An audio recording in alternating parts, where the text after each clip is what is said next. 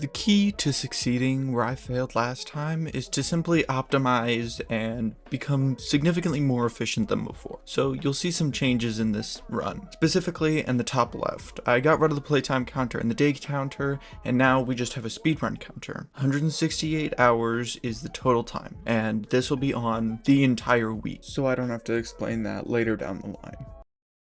To start off, I spawned in a desert right next to a village, and I knew what I had to get done as soon as possible, and that was to build an iron farm. Because I knew that I was going to need quite a bit of iron to get all these railroads made in just a week, let alone have enough time to place all of them after. So, we've got no choice but to get started right here, right now.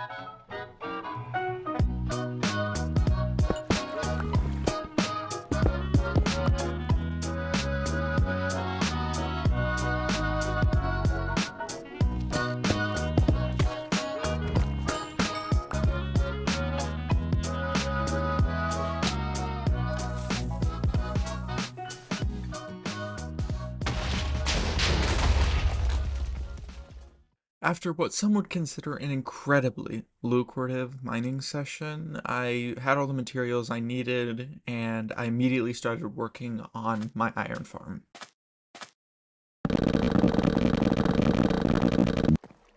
There you go. Nice and cozy for the rest of time. Unfortunately, the village I was at ran out of villagers, so I had to kind of travel a little bit for the last few villagers I needed for the farm. While the ride over to the nearest village may have been kind of far, overall I was pretty glad about it considering that I only had to get 2 villagers from this village. Listen, okay, I know fishing isn't exactly the most interesting thing, but hey, Grian did it one time, and also I need 2 name tags for zombies for the iron farm to actually work, and I didn't feel like going and trading with villagers for 40 minutes. Okay, so I may or may not have caved after like 30 minutes of fishing, but it was just so boring. I ended up getting 2 villagers. I got a farmer and a librarian, and I just traded them up as much as I could to get food and name tags. It worked perfectly. Once I finished the farm, I was kind of feeling like I wanted a little bit of a break considering I had been on for almost 7 hours at this point. So I decided I was going to do an AFK test so I could estimate how fast the farm was producing, so I could see how much I was going to need to improve it and how much I was going to need to AFK it. And after over 3.5 hours of AFKing, I had gotten a solid 2,600 iron. Not even close to the amount that I actually need. But before I decided to go and make another lair or try and improve the iron farm in any way, I decided it would be best for me to go out and get some blaze rods. Not only would it be good for a change of scenery, but I also needed to kill the ender dragon at some point for an elytra just to make building the farm easier, especially since it was going to have to be above the first one. But before I decided I was going to go kill the ender dragon, I knew I had to build a villager breeder just so while I was out killing the ender dragon, finding an elytra, looting end cities, everything like that, villagers would be breeding back at my base, so once I did return, I would be able to immediately put them inside of the iron farm just to increase everything that's going on because, you know, I didn't exactly have the luxury of time on my hands. Unfortunately though, whenever I did finish the farm, I realized I didn't actually have any ender pearls to go and make ender eyes with, so I thought it would just be best for me to go to sleep, let the villager farm and the iron farm run while I was asleep.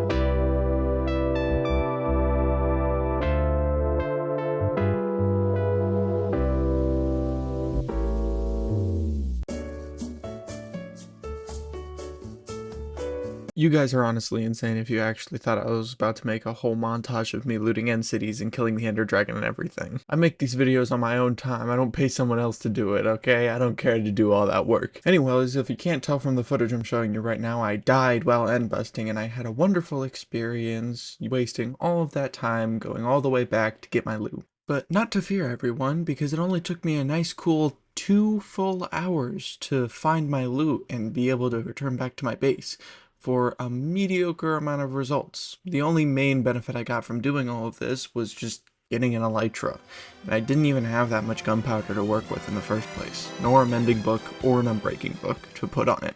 But since I had gotten everything I needed, I thought I might as well just head home and just take my losses where I was at this point, because it was just the easiest thing for me to do at the time. Once I got back home though, I thought I might as well just get back on schedule and just start chopping trees.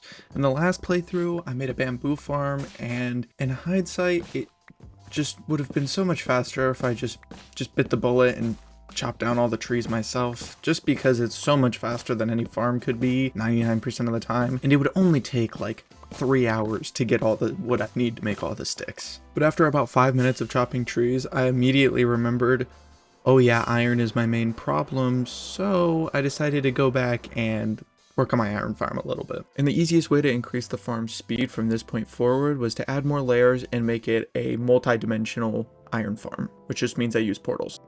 Once I finally finished all that work, I went to sleep, woke back up the next day, and this was the result I got after building these 2 beautiful layers of portal-based iron farm. And this next clip is muted for your viewing experience, and it's also sped up by 2 times. Just trust me, this was very loud every single time I grabbed iron from there. I don't know how much was produced because this system was overflowing whenever I got back on, but it was a lot more than the night before. After realizing my iron farm was very fast, I decided that it would be best to put a creeper farm, just a small one, just a 1-layer creeper farm directly below it, just so I can get passive gunpowder at the same time, so I wouldn't have the issue of running out of fireworks at any point throughout the run following this point. After that, I decided I wanted to put 1 more layer onto my iron farm before I went into AFK'd for the rest of the night, simply because it was just the easiest thing I could do at that point in time, and it was going to speed up my clock so I would have more time to place rails once I got all the iron I needed. So I went to the end and I started mining obsidian. And not to fear, I wasn't going to make the same mistake as before, where I didn't have enough chests and storage to store everything. Of course, this time I made my storage system way bigger than beforehand to make sure I didn't miss any iron. At this point in time, my iron farm was as efficient as it needed to be, and I had already AFK'd tons of time. I was practically already there. I was just on the final stretch.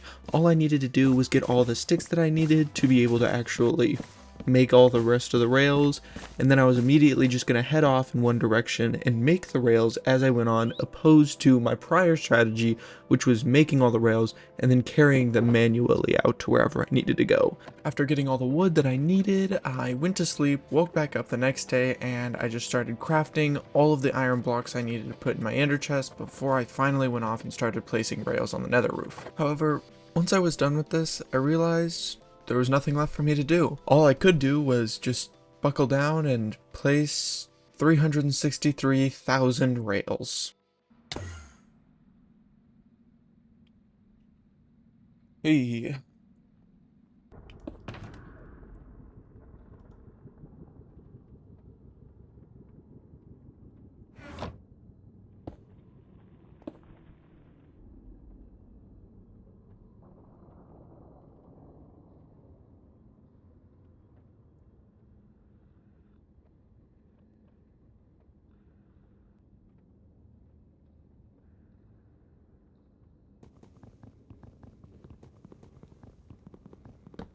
All right.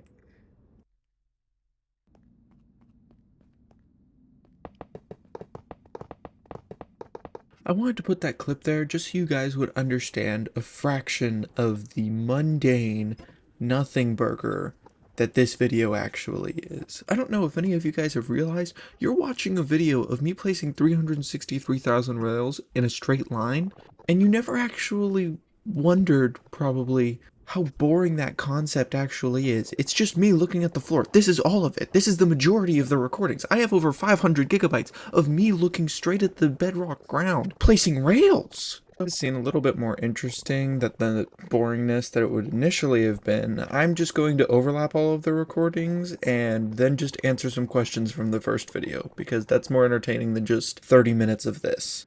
The first question comes from DarkNexYT, and he said, "Rail duper? Question mark? No. Darknex, YT, I did not use a rail duper. Reason why is because if I did, I would do 5 million rails in half the time. This way is much more infuriating and much more difficult for someone else to beat.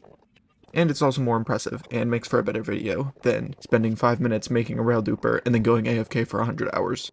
The next question comes from the magshow _ 8396, and he said, couldn't you have placed rails differently than in a line? Great video, by the way. First of all, thanks for complimenting the video. I hope you liked it. If you didn't, I'm going to find you. Following up with your question on whether I could place the rails in a different thing other than a line, no. Why would I do that? This takes so much suboptimal brain power, and it's still difficult to do because it was over 100 hours of doing it in a week. If I had more than a week, I would absolutely place them in a different thing. I'd probably detail it and customize each area and do a million different things with it. Especially with the fact that you can now teleport through portals using minecarts. But I'm just not going to do that whenever I'm already running out of time just placing the rails in a straight line. So, no. And the final question actually comes from me during the video. During the last video, I was complaining about a stasis chamber that I built not working. Thankfully, you guys answered on why it wasn't working. It was either the fact that I died next to it, deleting all of the ender pearls that were in that chunk, so I should have left the chunk, then died, then it probably would have worked. Or it was the fact that I logged out while in that chunk, and that deleted the ender pearls. Whichever the one of those was the reason why it didn't work. So thank you guys for answering that.